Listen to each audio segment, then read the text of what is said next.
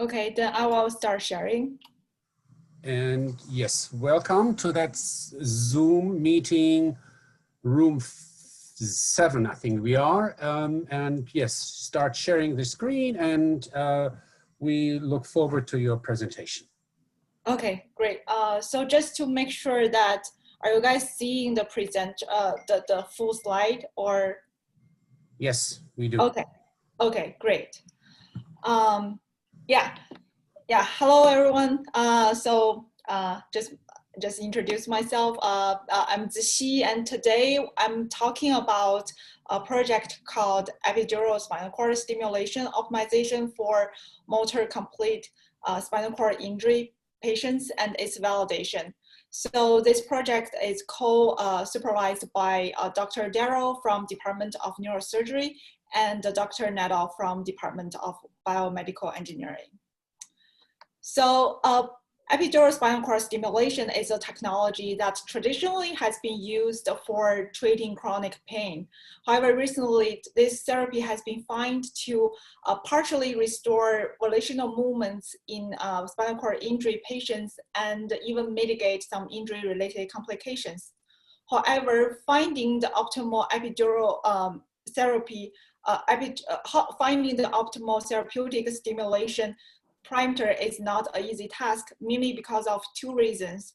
First is there is almost infinite number of settings on the stimulator.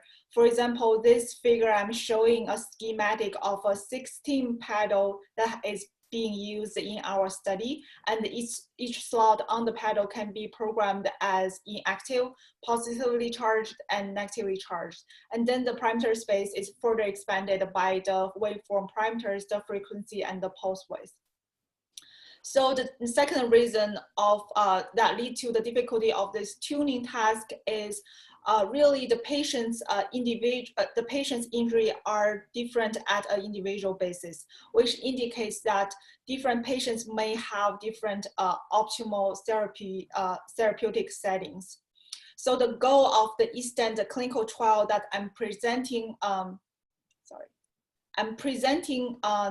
the results from today is to develop a stimulation optimization solution and pipeline to find personalized optimal settings for spinal cord injury patients. The stimulation optimization algorithm was developed under the framework of Bayesian optimization. And this framework is well known to used for sequential experimental design to learn and optimize black box functions with efficiency. And in our study, we set the patient's overall preference of as the objective function that we want to learn and optimize.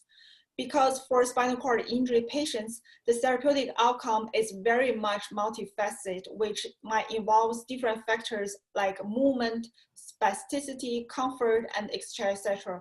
And we think using the patient's overall preference as the objective is a good objective, as it naturally and balance those factors. So and then the preference model is built based on the pairwise comparison data. This figure on the left is showing the idea of this Bayesian preference learning. You can see that we have 4 comparison data collected among 5 tested parameters illustrated by the red dots, and we fit a probabilistic function to the orders indicated by those comparison data. And then this is the function that actually also assigns the fitted preference values to each tested parameter and to the parameters in the parameter range that we are interested. And then based on the model, we can recommend the new parameters that has the potential to outperform the tested ones for further testing. So in ESTEND, each patient has 13 follow-ups, and in each follow-up, we're going to use the algorithm to recommend the 16 new settings to be reprogrammed on the patient visit. And then with the patient, on the patient stimulator. And then after visit, the patient goes home. Each day they evaluate one of the setting in the pairwise comparison format. And then before the next the next visit, we are going to update the model with the new data and further recommend the new settings for the next visit. So this slide summarizes the results from the from our graduated patients. On the left-hand side, we have the final preference model built from our 5 graduated patients. So far, we have been focusing on optimizing the frequency and the pulse width. The color of those contour plots indicates the preference value. The brighter means the higher preference at that parameter region. And we can see that among those 5 subjects, the optimal regions are slightly different. While they share some, are different, but they share some commonality. For example, all the frequencies, the optimal frequencies fall in the range of 28 to 44 hertz. We have about 1 minute. Yeah, and then as I mentioned before, because the patient's preference, overall preference always involves different outcomes, and this is a results illustrates that point. Here are the preference model built for different outcomes for a specific one patient, and you can see the optimal region migrates among those different aspects. So my final slides here, I'm showing the results from model validation. First, we're trying to validate the preference model through cross-validation and prospective validation. And those validation shows that the model prediction accuracy is higher than 50%, which means is perform much better than guessing by chance with a very nice margin. And then we want to test validate the preference model with more tangible metric. The first metric we look at is a task score from a triple flexion and extension task patient perform daily. And we find that the task score is significantly improved over the course of the therapy. And also it is positively correlated with the preference scores, which means a setting predicted as a good setting by the preference model is also likely to produce good movement outcome. And finally, the other validation metric that we look at is a group of quality of life scores. And briefly, there are 3 life scores that we find significantly improved over the course of the therapy. The other 2 significant, not improved, but not significantly. So last, I would like to acknowledge other members on the team, our collaborators, funding sources, MinDrive and Minnesota Office of Higher Education. And finally, thank you to Avid for their generous donation of the devices. Yeah, thank you. Okay, thank you. You went clearly over time. Yeah. So we spent about 8.5 minutes. So what I'm going to do now is I'm going to cut you short with questions. I want to be respectful to the other people's time, and maybe we can then come back and circle back in the general discussion. Yeah, sure. Yeah, so Mojan, I will then invite you to give your presentation, please.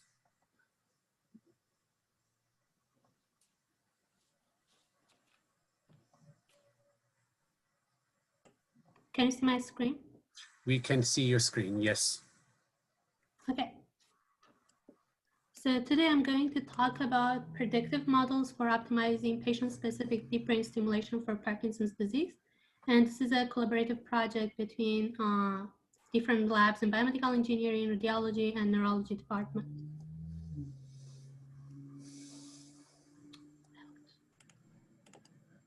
Okay, so all of you are familiar with deep brain stimulation. So today, as I said, I'm going to talk about deep brain stimulation for optimizing motor symptoms of the Parkinson's disease. So one of the important parameters in getting efficacy for DBS in Parkinson's is the precise location and placements of the DBS lead. So as you can see here, this is a study that we did in which this patient is Parkinsonian and is one of the patients of the Dr. Schrock. And this patient was originally implanted with bilateral DBS lead. And after few weeks after the DBS surgery, the patient experienced mood swings, depression, and suicidal thoughts. So, and then Dr. Schrock had to do the DBS lead surgery again and move the right lead in here to see to optimize the efficacy that she saw in the DBS. So the question that we asking here is that what was going on in the first case that the patient was experiencing the depression thoughts. So we used preoperative and postoperative MRI scans to reconstruct the DBS lead positions. And we also used the diffusion weight imaging data to parcelate the subthalamic nucleus or STN, which was our target in DBS, into its functional regions of motor, associative, and limbic regions. And as you can see here, I'm showing the computational modeling results for this patient. So so these two columns here are showing the pathway activation for different regions of the subthalamic nucleus. So as you can see in the before revision surgery, we have this high activation of the associative regions of the STN, which is associated with the depression. However, after doing the DBS surgery, we saw that the activation of this pathway, which is this green line, decreased a lot, and we saw a high activation of the motor regions of the STN. So this study shows that the precise location of the DBS is important, and as it's originally taught in the literature, the better location for DBS is the lateral and posterior regions of the STN. And here we show the computationally why that's important. So not only the location of the DBS is important, but also the stimulation parameters that we use and the targeting is also important as well. So what you see in this video, this patient is also Parkinsonian, and its primary symptoms was tremor. So as you can see in the first case, we were able to reduce the tremor symptoms, but with the stimulation, we induced some dyskinetic movements. So this involuntary movements are called dyskinesia. So after we changed the stimulation setting and used an upper electrode in our DBS, we were able to not only control the tremor symptoms, but also prevent inducing the dyskinetic symptoms as well. So in this case, we also did the computational modeling, and we were looking at the different pathways in and around the SDN to see which were correlated with seeing these results. And what we are seeing here is that the target in the motor regions of the SDN is important to treating resting tremor. However, in order to prevent the stimulation-induced dyskinesia, targeting this pathway called pallidofugal pathway, which is a pathway coming from GPI and going through lenticular fasciculus and going up to thalamus, is really important to prevent this dyskinetic movement. So these two studies that I've shown are that shows us that not only the location is important, but also the stimulation parameters are important as well. So in here, we kind of want to look at the gait impairments in Parkinson's disease. So as you can see, as you can know, the gait dysfunction is one of the symptoms that's prevalent in Parkinsonian patients, but really it hasn't been optimized. Like STN-DBS has not been optimized for these disorders. Like we don't know where to stimulate to get the highest efficacy in these impairments. And this picture here is just showing that the reason for that is that like these axial symptoms or gait dysfunction have a high like washing time. So it really takes time for the clinician to optimize the DBS for these symptoms because it just takes hours to see the effect. So that, 1 minute? Okay. So that that inspires us to look at the pathways that are associated with gait. So pedunculopontine nucleus is one of these pathways that's associated with gait. So in this study, which is in collaboration with Dr. Scott Cooper, we are looking at 10 Parkinsonian patients with high gait impairments, and we want to see and look at the pathway activation that are correlated with seeing the gait improvement. And here you just see that like we use patient-specific MRI images to construct the computational model, and this picture here is just show a reconstruction of the pathways that we are looking at, and that includes the internal capsule pathway, the hyperdirect pathway, motor STN regions, and also these reciprocal pathway between PPN and GPI. So we constructed these models for 6 out of 10 patients so far. And this picture here is just showing the pathway activation for these 7 different pathways in each of the patients.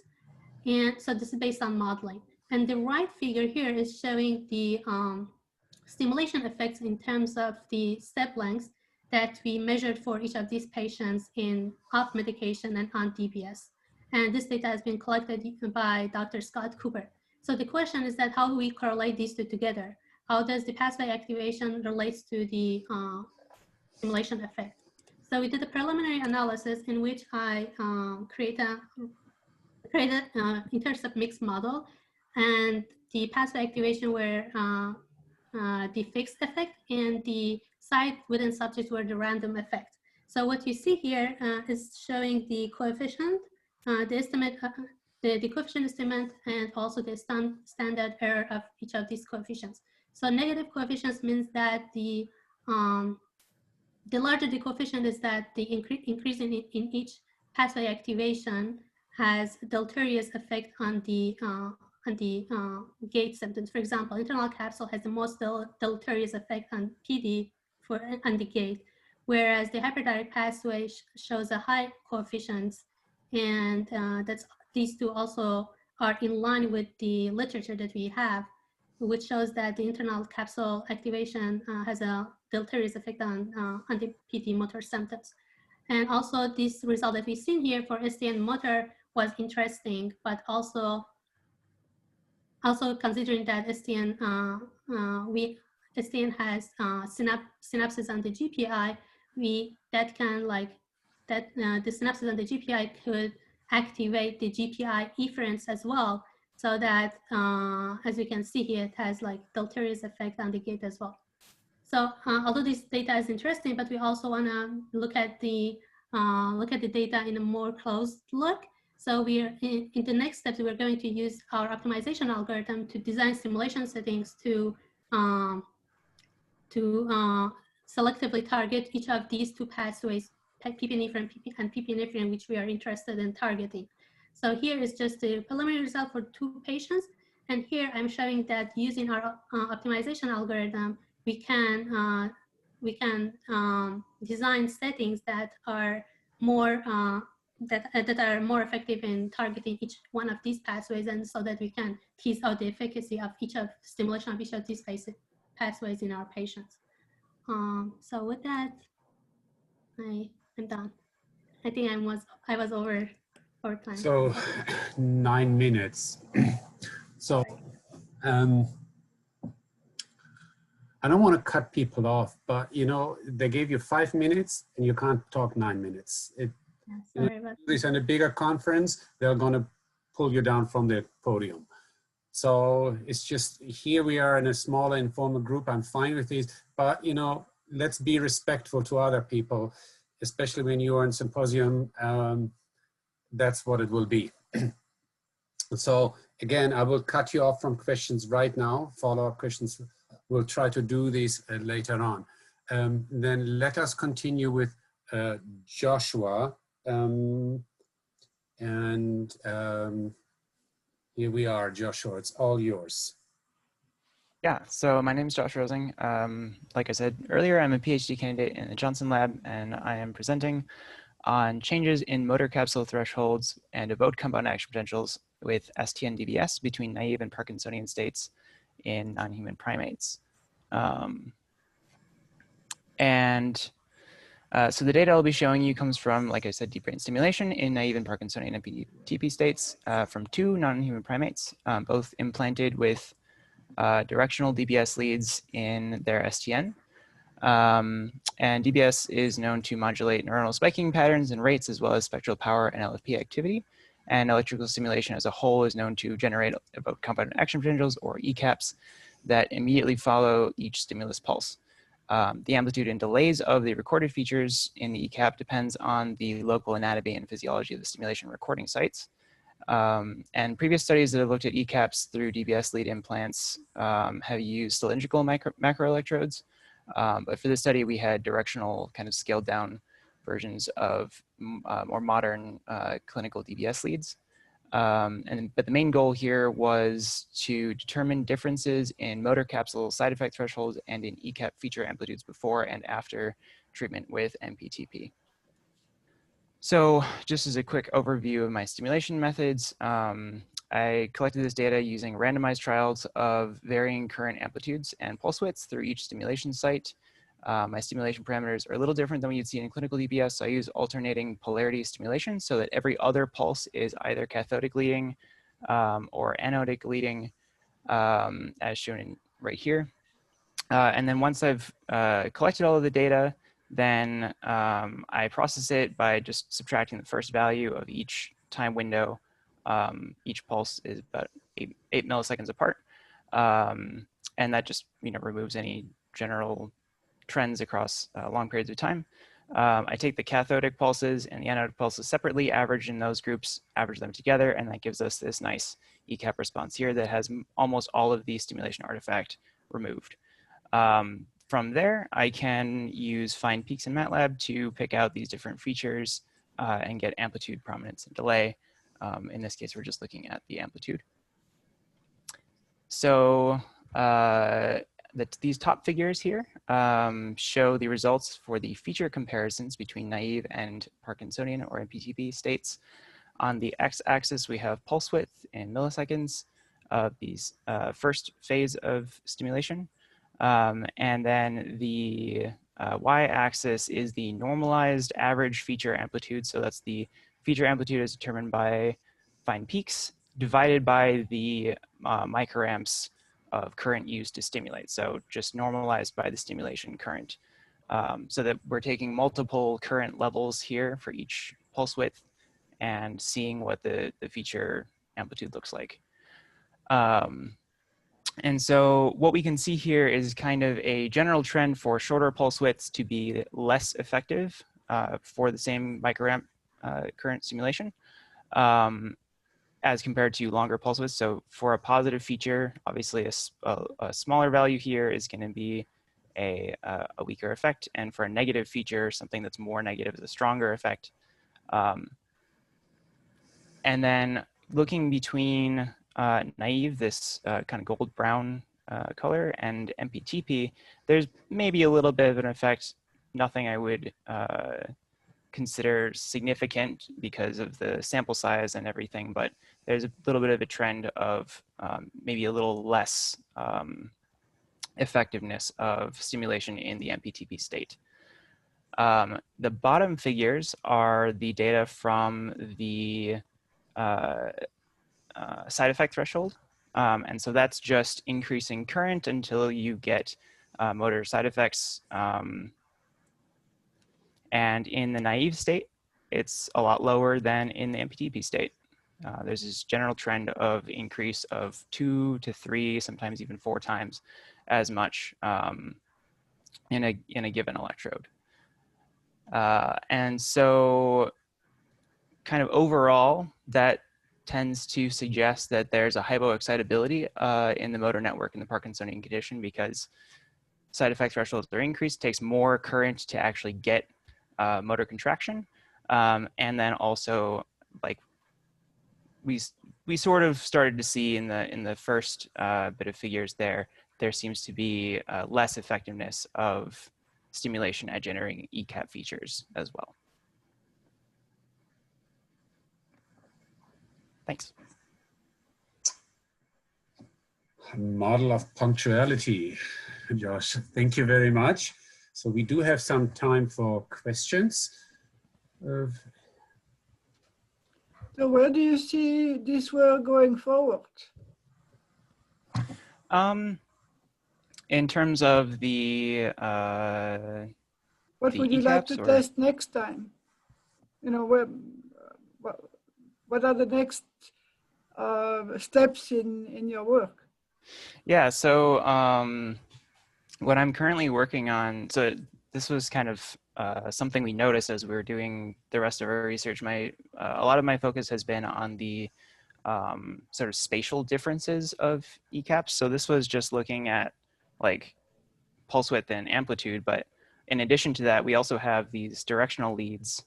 And so, looking at different stimulation directions and recording directions, we're just looking at one combination in each of these cases, but seeing how those differ between naive and MPTP. And then also, I now have an animal with 2 globus pallidus implants with 48 channel kind of high density leads in them. And so, yeah, that's the other aspect of my research, is looking at how kind of heterogeneous is the ECAP response within different brain structures, and how does that change from MPTP to between naive and MPTP or Parkinsonian states. There's definitely some interesting stuff there. Okay, thank you.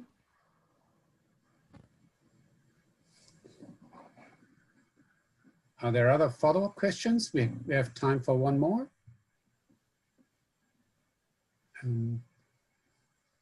I may have a quick question on your motor capsule threshold comparison. And you in your conclusion, you talked about hypoexcitability of motor cortex. Now that, I think, is not necessarily motor cortex, but just like the motor areas in STN and around STN. Oh, so this is STN specific, right, for you. Okay, so, and then your motor capsule threshold comparison here. So if I understand this correctly, you need more current to induce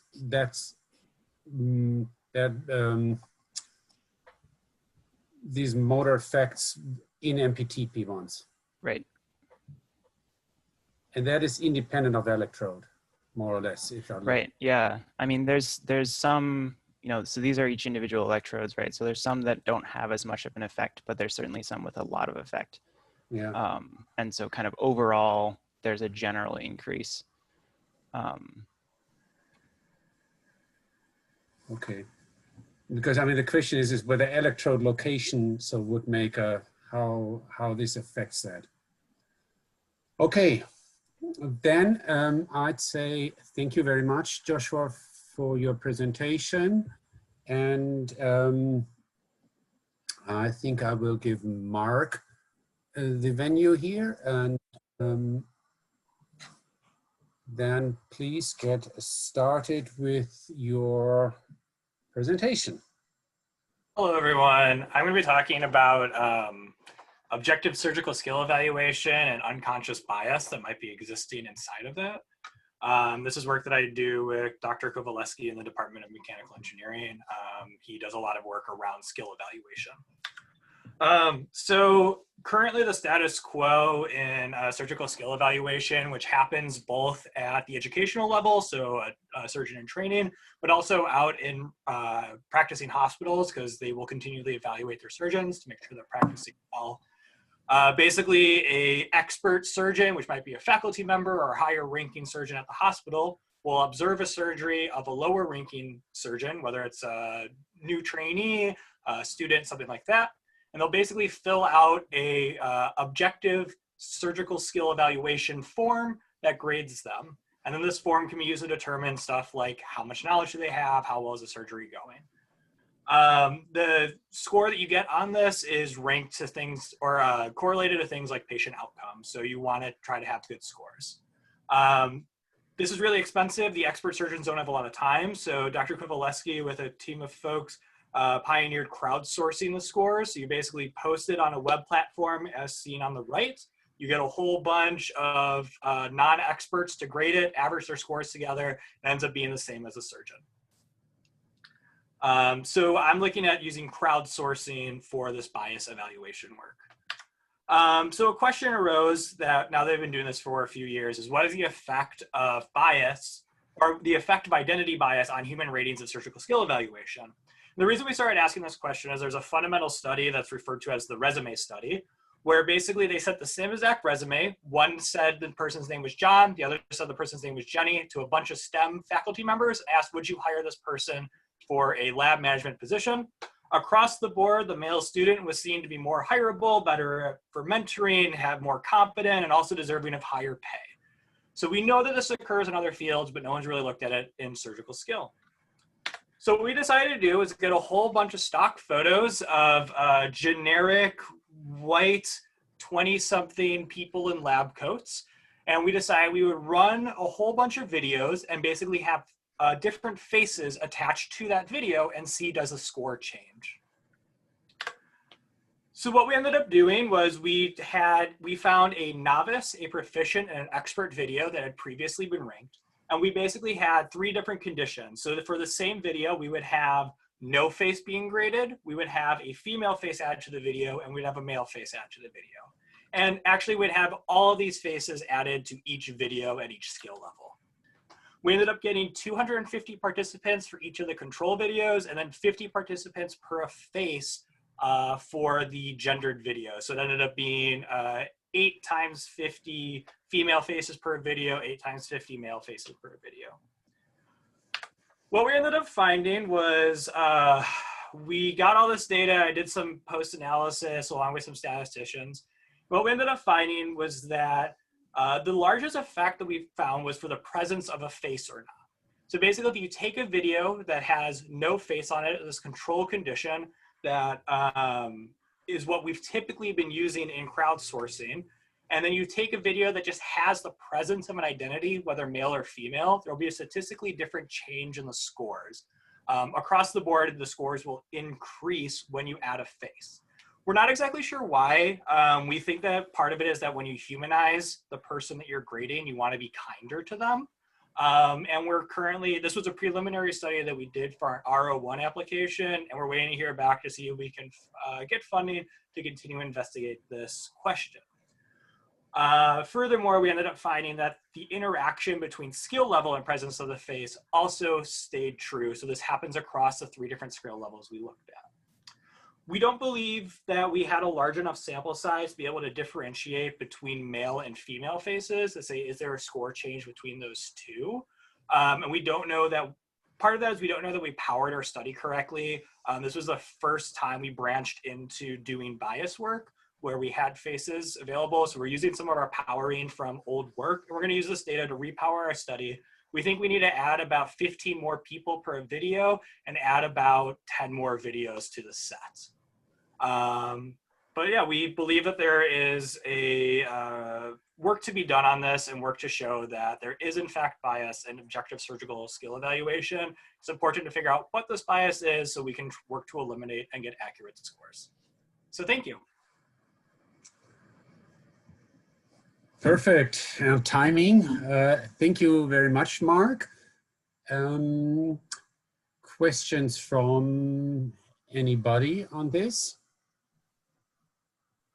I have a quick question for Mark. So this is Zixi here. So my question is about when you send out kind of a survey with video and different surgeon faces attached, like what's the participants' feedback to you? Like, is it the GARS score they gave you back? Yeah, so what we do is we use a platform called Amazon Mechanical Turk that is for crowdsourcing. And we basically have this website that you can see on the right. This is a screenshot of one of our websites. So they basically log onto this web portal. They get paid a minimal amount to do a survey that takes 2 to 3 minutes. They watch the video, they answer each of these questions. So each question is scored 1 through 5. And this is taken from an existing system. And then I just compile the scores to get the total score, which is just the sum of the individual questions. I see. Okay. Thank you. Yeah. Mark, show me the next slide one more time, briefly. One more with your, no, where you had the data. Oh, yeah, sorry. That one, yes. So I'm looking at these data and I see that, I mean, these are highly variable responses, and that's why you, of course, need more power. But it also tells me whatever there are differences, they are small. So the question is, how can you reduce variability in the responses of these people, or is it just simply the way it is? And then, as you said, you need a very, very large crowdsourcing sample to get any kind of meaningful differences. Yeah, so the variability is expected and is part of it. So traditionally, when we're not looking at bias conditions, we use 35 participants for a video, and that average score will end up matching experts if we take the same video and send it to expert faculty members. So we think that from some initial numbers that were crunched, that we think that we need to like 62 participants when we're looking at bias, which is 12 more than I had grabbed for this study. The other thing is that we're kind of caring about is we're looking at differences of around 0.3 is what we're powering it for to find. So my guess is that when we're looking at this data, the expert and novice conditions that had quite a large change between no face, which is the top mean scores, and the face conditions, which are the bottom mean scores, kind of carried this middle proficient group that didn't see as much variability. We also kind of expect that as we move forward, we're going to see larger differences at the extremes of very poor performers and very expert performers, because we think that's where some of that bias will come in, that you want to start like finding small reasons to make someone better or worse than someone else. So you latch on to your ideas that a white male should be better than a female, or a black female can't perform that well if they're already doing poorly, or if they're already doing really well. But yes, the variability is found in every study we run, whether bias or not. I hope I answered that question. Yes. Kind of along this line of question, you are looking at gender differences. Did you also look at ethnicity? And then the other question related to the results is, in terms of the video, how representative of a surgical procedure was the video, and what about its length and the pertinence for assessing the skills of a surgeon? Yeah. So we haven't yet worked on anything race related. We're going to actually start doing this for an upcoming study. This was just a pilot that we did to have some data for an R01 application. So we're going to start working on a study where we look at a correctly powered study where we look at gender condition of male versus female, and we look at a race condition of basically like white versus black will probably be where we start because it's kind of the easiest.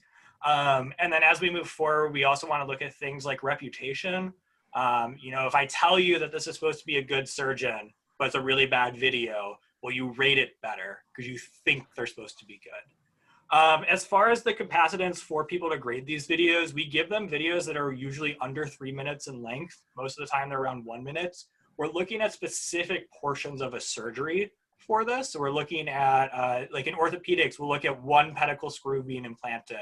In this case, we were looking at a specific cutting procedure in urology. So we look at very short segments.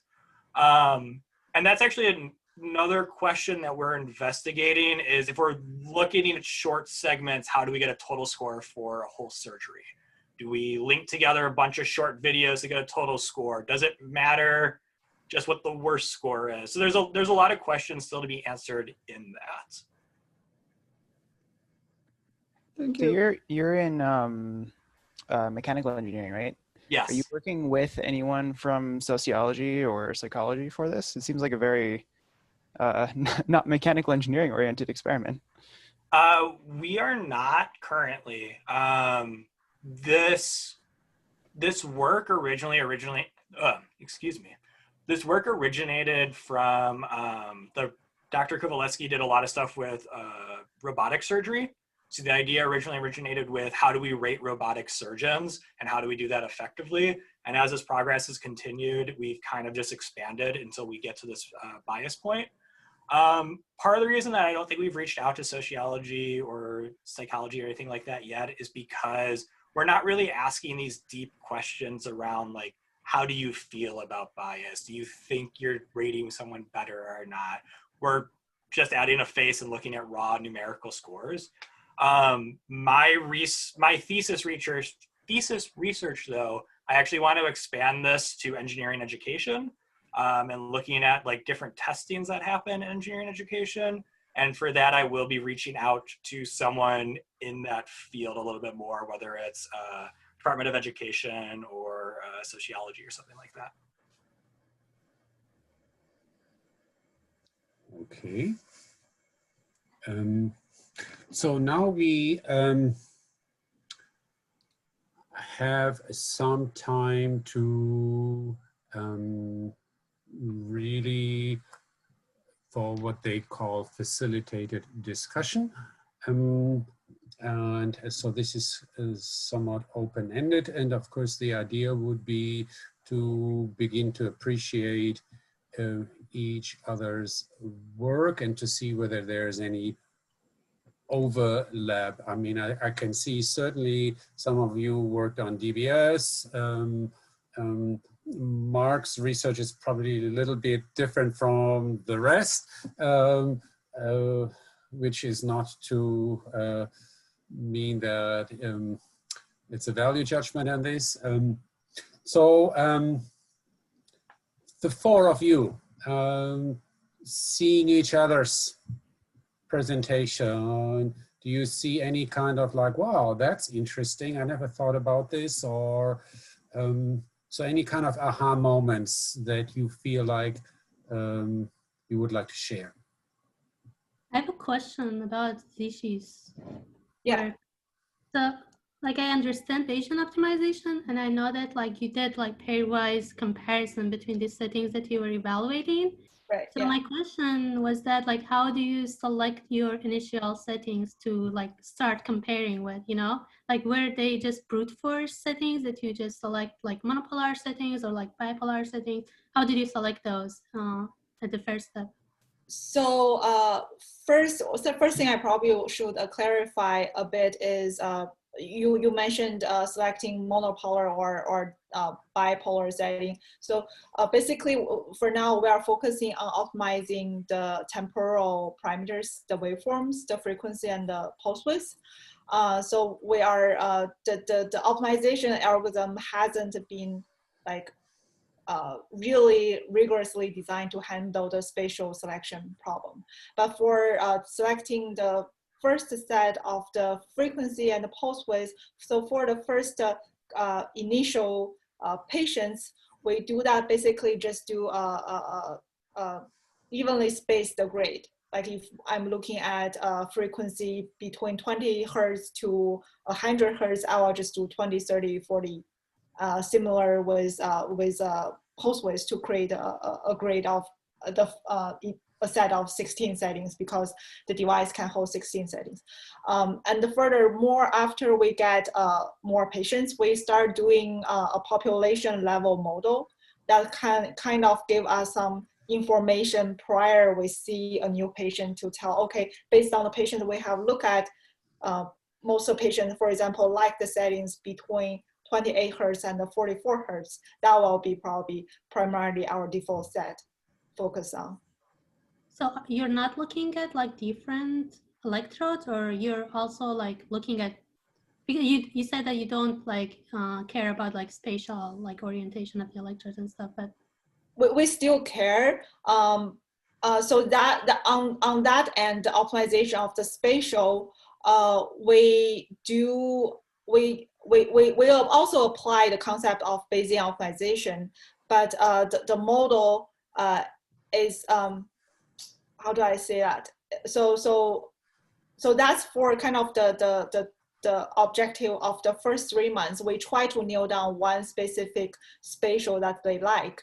We do that in a way like we have 4 settings with the same spatial and another 4 settings with a different spatial but the same temporal parameters. Yeah. and we may test like 3 different spatial or 4 different spatial, and to select those spatial, we do in clinic testing with the patient, with the clinician who programmed the device. Yeah, so that's within the first 3 months, we hope to through that to narrow down to one fixed spatial setting. Then we can deploy the Bayesian optimization and start to accumulate the data and makes a preference model for the frequency and the post-weight parameter space. Yeah, so I don't know how long does it take for this Bayesian optimization to like converge and like you get the result that you want, but I feel like if you wanna like optimize on the spatial space as well, you would have like a large spatial For sure, space, like, for sure. So I was wondering if you have ever considered like doing some modeling to like find at least some simulation setting based on the models that gives you like higher, like assumptively have like higher efficacy, and then try out just those settings in your Bayesian optimization so that you would reduce your like parameters. Yeah, for sure. That's something we have thought about for a long time. But I think that's I think what we thought is, okay, we probably can on a very simpler a simpler version of that is we can model the electric field generated by different spatial and kind of see how the different fields generated by different spatial are correlated. So that's the correlation metric we need to do Bayesian optimization. And so far we don't have the correlation metric computed yet. So that's kind of what stopped us from doing that. And then the further to make the better solve the problem, I think, is what you mentioned, to do how to say that, like do a model with the subject autonomy and with his injury, their injury, and see how the neural nerves are activated with different spatial and do correlation based on that. So I think that's definitely like one potential like collaboration. I know Laura from your lab has worked on that before. Yeah, I think that would be interesting. Yeah. John, do you think this might be a good opportunity for MOPSO, multi-objective particle swarm optimization? Yeah, definitely. So right now I'm working on the gate, and based on the results that I'm seeing, just using the brute force compared to the MOPSO, you could you could see the effects of the MOPSO on the this pathway targeting. Like it could it could increase the targeting, like selectivity targeting those pathways that you wanna stimulate. So I feel like MOPSO, these optimization algorithms I'm currently using, that could definitely be of use for your work as well. And yeah, so the MOPSO you talk about, is it an optimization algorithm? I saw you have the particle swarm. It's it's it's a modified version of multi-objective particle swarm optimization. So it's not just you select one point or one setting. You have a bunch of different settings in this space, in which none of them are better than the others. And so I feel like if you consider that part of one of the settings, you could just have those in your Bayesian optimization, just apply the Bayesian optimization to just those settings instead of looking at all of the other different combinations of the electrodes that you could possibly turn on. So right. Yeah. So multi-objective is just referring to that. It's not just you're trying to maximize a function. Yeah. You have different objective in which you could look at each of them individually. Okay. It's okay. I see. Yeah. So the multi-object objective. Are you to that point? I'm just thinking about the reason we collect this preference data, just patient's perceptual preference data, is also kind of to the point that we don't want to focus on specific clinical outcome. Mm-hmm. Is that something also related, or you're specific clinical outcome? What do you mean by that?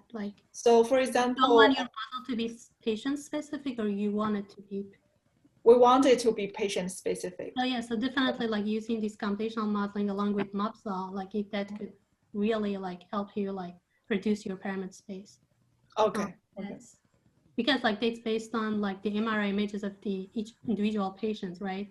Like if you're working on like spinal cord injury, you can like model all of these nerves and the electrodes that you're implanting and stuff. Mm-hmm. So you could have a like parameter or like activation result for each of the setting that you would have. So you could select which one do you like which pathway you think that it's getting you that effective result that you see, and then try to just like target those tracks with the different settings that you find using your optimization algorithm. Okay. Okay, I see. So how do you define a good outcome? Do you have actual, what do you quantify? What do you measure? Or is there just a single outcome measure like the amount of tremor in the case of a Parkinson patient? Or do you have other measures? For me? For all of you? Yeah, so so in my computational modeling, like the outcome measure is the like action potentials that you see in each of these neurons that you model. So so you model like 100 tracks, and like how many of those generate action potential after inducing these DPS pulses. So that's for the modeling. In terms of the like DPS efficacy in the real patients, for my patient that they have gait symptoms, so we collect data from step lengths, stride lengths, cadence, all of these parameters of the patients. And that's basically our outcome measures. And we try to correlate and understand the pathways that like for example, improving the step lengths, like increasing the step lengths, and increasing step lengths meaning that improving efficacy of the DPS in gait patients, for example. So we have both of these models results and also these behavioral data from our neurologist that he could provide us. So in your presentation, it wasn't very clear to me how much do you replicate the experiment? Is this just a single measurement, or do you no, repeat 3 times. a number of times? Or? No, it's 3 times. 3 times for each setting. You should try replicating at different times during the circadian stage, different circadian stage, morning, afternoon, evening. See what I bet you find some predictable differences. Yeah, so like I'm not responsible for collecting the data, and like so watching times for gait symptoms is like around an hour or so. So in between each setting, there is a like around an hour like time gap. So that's really not like if you want to like repeat the experiment so many times, then you have to come the patient has to come to the lab like so many days in a row. So I think that's also another variable. If it came in, you may find other measurements, easier ways of assessing outcome. Yeah, but sorry. Great, Mojan. Yeah, so for the gait, I mean, basically like what's like the parameters that you can assess the gait are just like the step lengths, stride lengths, like those parameters. I think there are around 12 different parameters associated with like walking of the patients and such. So there might be other like outcomes measures that you can see, but for the gait, I think those are the established ones that we can look at. So from a collaboration point of view, and so Mojan and Joshua, you are basically working in the same lab. Is that correct? So of course you know each other's work, hopefully, well. I mean, for all of you, you're doctor students or postdocs. So of course you all think about where do things go ultimately, and where will my research go, and where will be my focus. You may think about pre-doctoral or postdoctoral NIH applications. You may think about early career investigator award. I mean, those are the things that you probably all at some point have either back in your mind already very much at the front end. So for me, my question is, how do you move forward in your respective research to do this. Is this all very clear for you where this will go, or because that ultimately will also drive the type of collaborations you will have to engage in? Yeah. So like, I know, like I'm interested in like making like symptom specific DBS instead of like generalized DBS that works for all. So because based off my research so far, like we've seen that for like each different specific symptoms, you need to like target different regions of the brain. So that's a parameter that you need to think about, like symptom specific DBS. Also another thing, like right now, all of the DBS, DBS surgeries, in all of the DBS settings and surgeries, you use high frequency stimulation, but like there are some studies that shows that for the gait more specifically, like targeting and hitting PPN with low frequency stimulation in the magnitude of 30 Hertz could like have better efficacy. But like in my research right now, I'm just looking at high frequency stimulation. So that's another thing that I could be possibly like working on, like optimizing, like for example, like using Zishi's algorithm, vision optimization algorithm, like try to model different frequency and see how those like changes the efficacy of the DBS that we can see. Because like there are literature out there that they say that like low frequency could be more effective. Like there are at least like many studies that shown that. So yeah, I know for Zishi, for other people.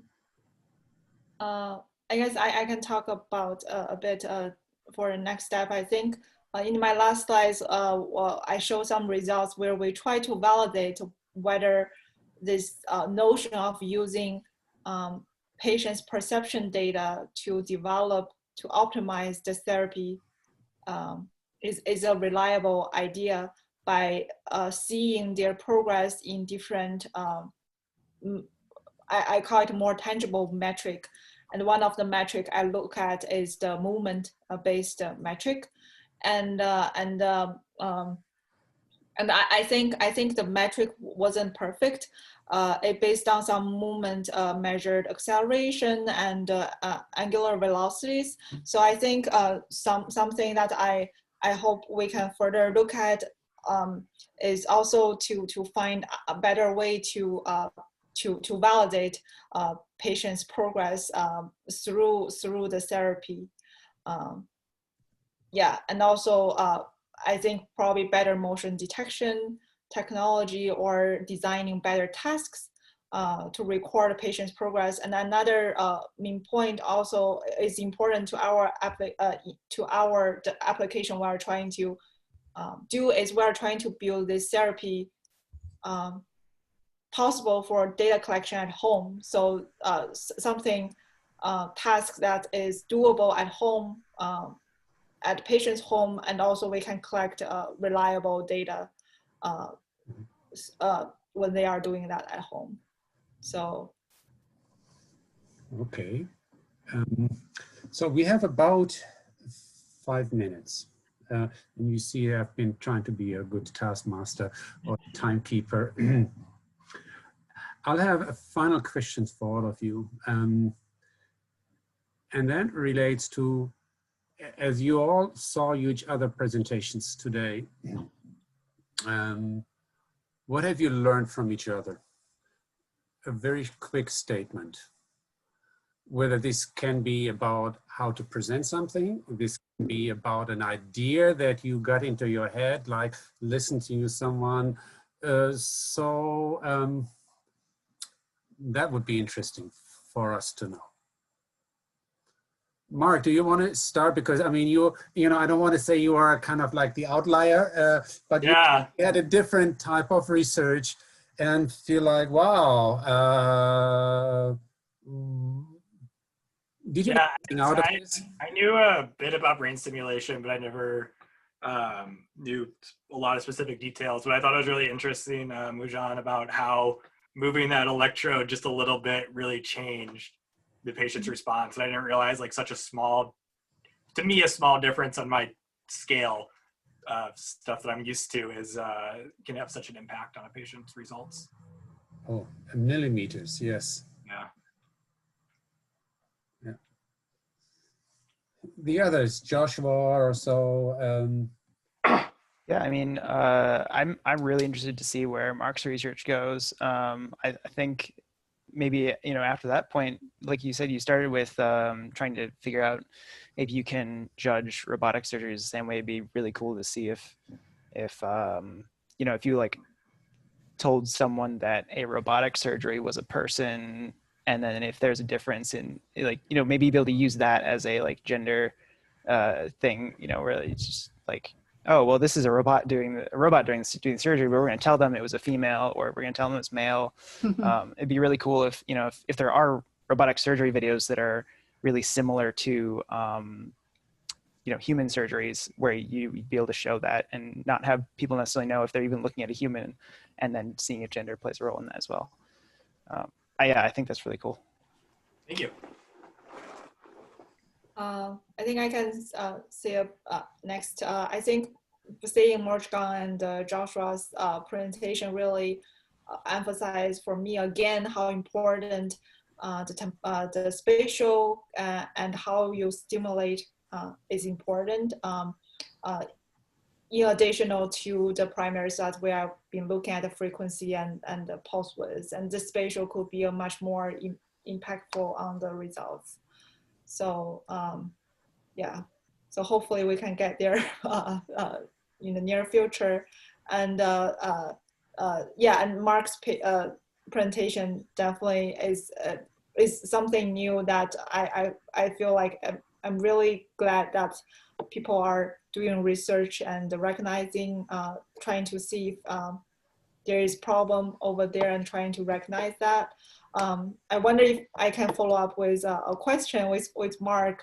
Is so what for the participants who gave those scores, I wonder, are they normal, like people without the training of surgery training?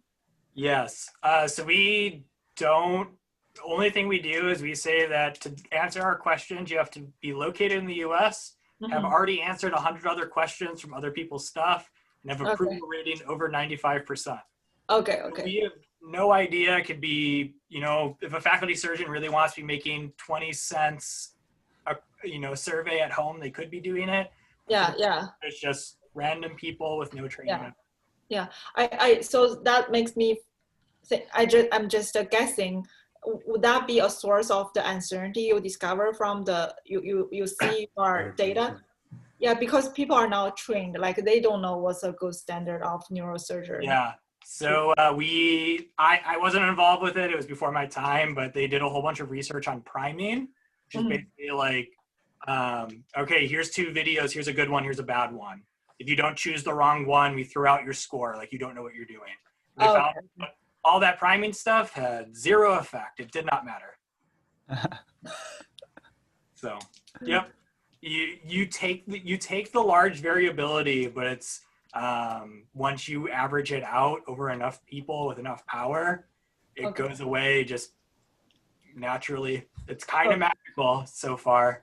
Yeah, so that's we are pushing it to its limits though, because one of the big things we are concerned about is reliability. So we are doing a whole bunch of reliability testing to make sure that we can continue to get accurate values as time continues. So.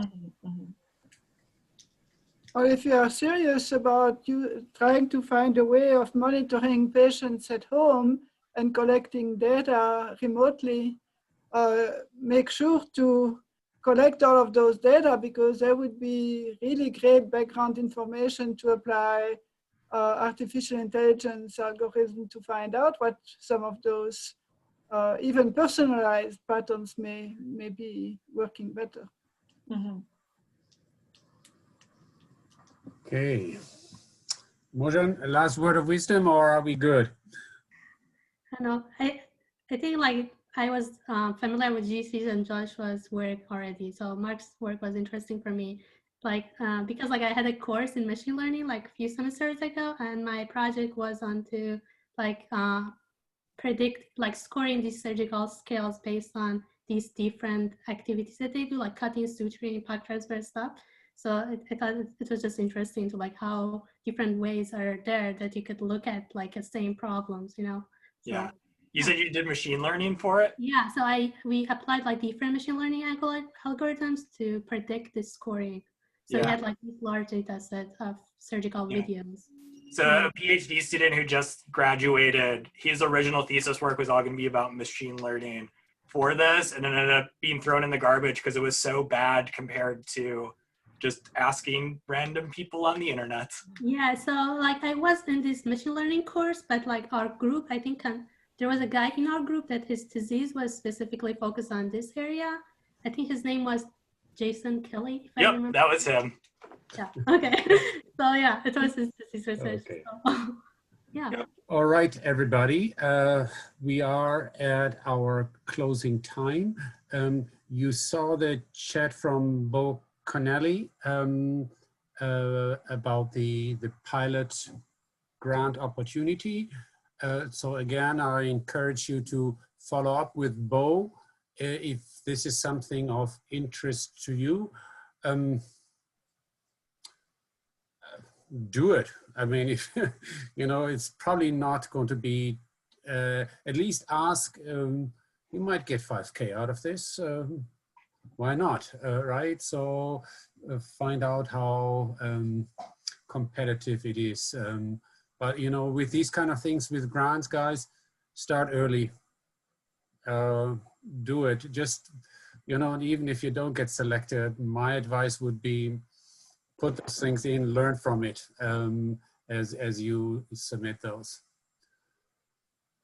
So I'm at the end, or we are at the end of it. Thanks everybody for contributing. I thought we had a nice discussion. Hopefully it was something meaningful for you. Jermaine, some last word, otherwise we'll close shop. I believe the instruction said we can stay on for another half hour in case there are questions. I'm willing to do so if there are any questions. I think we're good. All right, everybody. Then let's close shop and I will stop. I have to do this. I have to stop.